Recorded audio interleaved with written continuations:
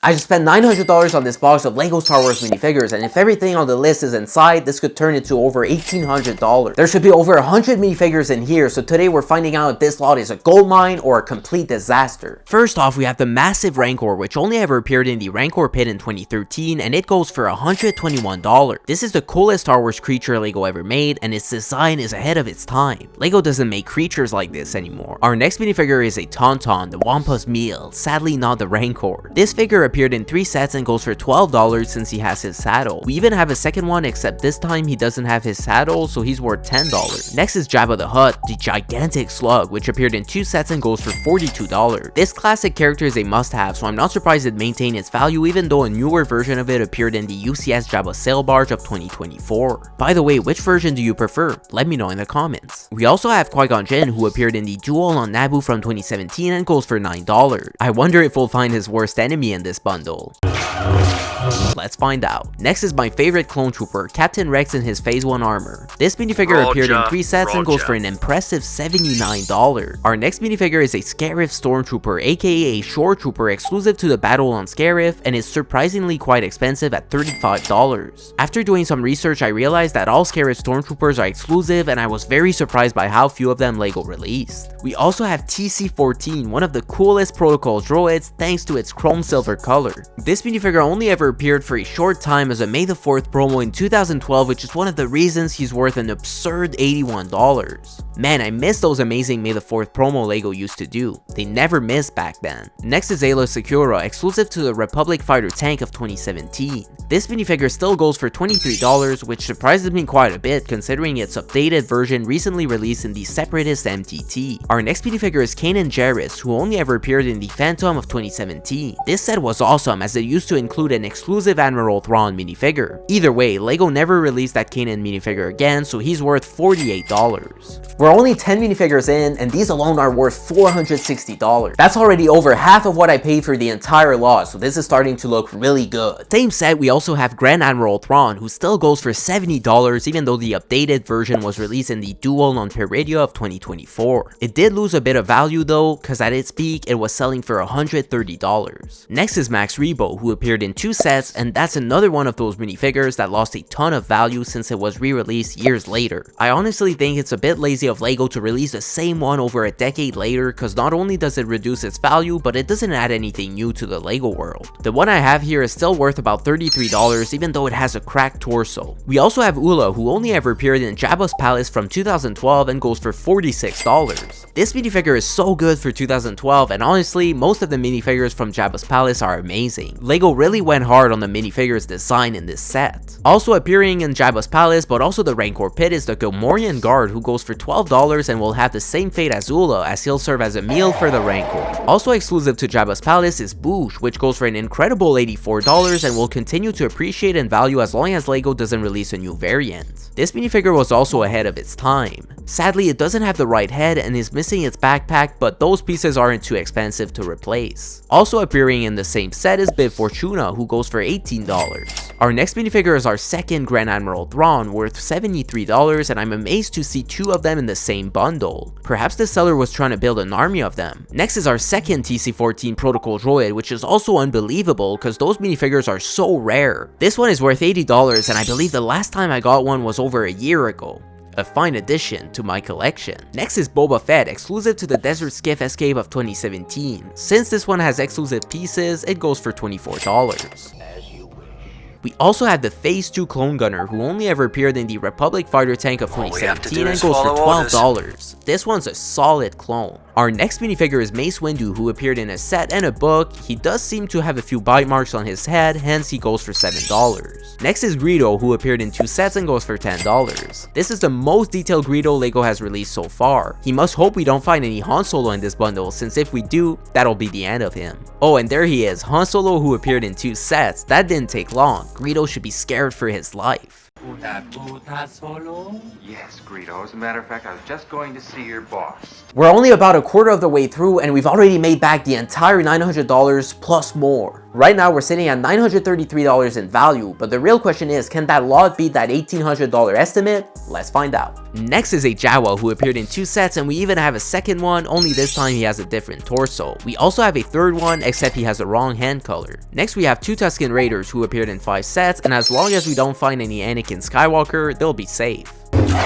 We also have another one that appeared in 3 sets, and here's a Sand Trooper Sergeant exclusive to the 2018 Mos Eisley Cantina. This minifigure goes for $30 and in my opinion has the best version of the Sand Trooper helmet LEGO has ever made. Our next minifigure is Crosshair, who only ever appeared in the Bad Batch Attack Shuttle from 2021 and goes for $24. Next is General Grievous, who appeared in 3 sets and goes for $29. This is an iconic character whose minifigure steadily appreciated in value ever since his starship was retired. We also have Luke Skywalker from The Mandalorian exclusive to the Dark Trooper Attack from 2022, and let's see if we can find a Grogu that he could save. We also have 2 Dark Troopers who appeared in 2 sets and go for about $5 each. Originally when they were released in the Imperial Light Cruiser they were about $40, but then LEGO released them in the Dark Trooper Attack in 2022 and they lost all their value. What about the droid attack on the Wookiees? Next is Ki-Adi-Mundi, who only ever appeared in the Jedi and Clone Troopers Battle Pack from 2018 and goes for $12. He used to be worth a little more than that, but with his new release in the Republic Juggernaut, he lost a bit of value. We also have Varys Offee from the same set. Unfortunately, she doesn't seem to have the right cape, so she's only worth about $4. Our next minifigures are 4 Senate Commandos, exclusive to the Senate Commando Troopers from 2015. These minifigures go for about $6 each, and we also have the Senate Commando Captain, who goes for $8 and was also from the same set. Next is the OG Han Solo in Carbonite, who appeared in 4 sets, and we also have a C-3PO from 2016 to 2020. We also have an Imperial Navy Trooper who appeared in 2 sets, and here's Chewbacca from 2014 up until now. I feel like they should release a new updated version of Chewbacca at this point because we've had the same one for over 10 years. We even have a second one, and here's a third. This time it's the reddish brown variant appearing between 2004 and 2016. Next is Yoda, who appeared in 2 sets and goes for $10. This has to be one of the best Jedi with his famous quote, "No, try not. Do or do not. There is no try."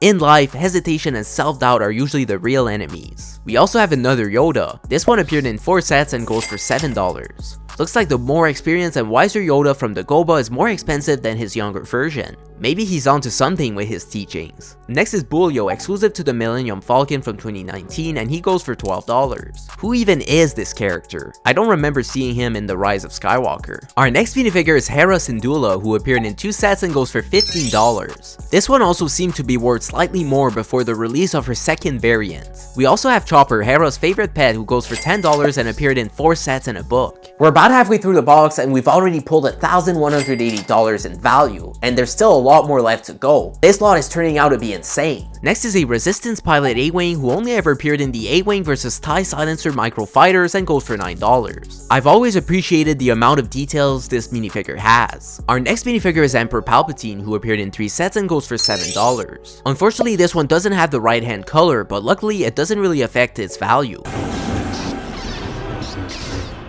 We finally have the biggest, a Sith Lord, so he can now have fun fighting Yoda and Mace Windu.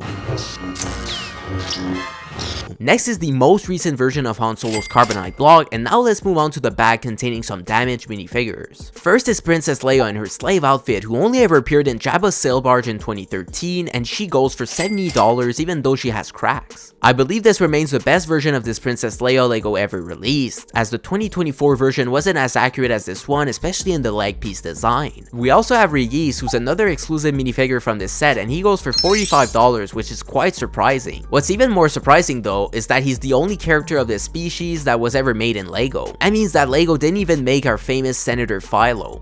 I don't know who you think you are, but I, for one, have no intention of listening to this kind of insolence.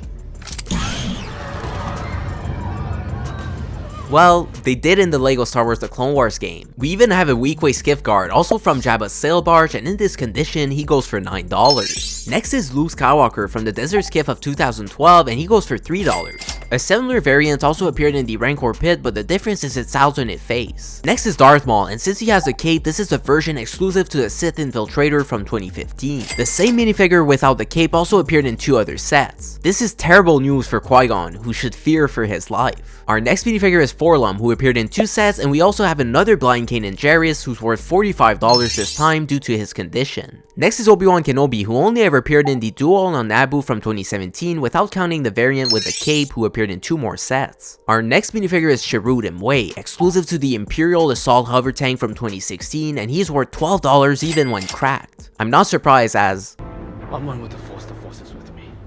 how could he not be worth at least something being this strong with the Force? Anyways, he's definitely one of the best characters from Rogue One. Also appearing from the same set is the Imperial Hover Tank Pilot, who goes for $9. Next is the First Order Tread Speeder Driver, exclusive to the Pasana Speeder Chase from 2019, and here's R2-D2. We also have Luke Skywalker, who only ever appeared in the Speeder Bikes from 1999, and an Imperial Scout Trooper who appeared in 3 sets but is sadly missing his helmet. Now let's move on to this next bag, which contains some incredible minifigures in good condition. First off, we have our 3rd Grand Admiral Thrawn, this time worth $73. I gotta say, it's pretty incredible to have 3 of them in the same haul. It's almost unheard of. I'm truly starting to believe that this seller was collecting them. Next is Sabine Wren, who appeared in 2 sets and goes for $10. And we also have our 2nd Chopper, also worth $10.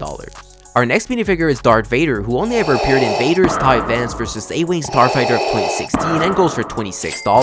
This minifigure is special because it has a very unique torso, which is also why it's worth more than most Vaders. We also have our 3rd blind Kanan Jarrus, this time worth $48, and I guess the seller really had 3 of the Phantom 1 sets. Isn't that a little wild to think about? Imagine owning an army of the Phantom Ones. Next is Grand Moff Tarkin, also exclusive to Vader's TIE Advance vs. A-Wing Starfighter and worth $42. I gotta say, the minifigures from this set were top tier. Vader and Tarkin together are just incredible. We also have Captain Tarpals, who only ever appeared in the Flash Speeder of 2015 and goes for $12.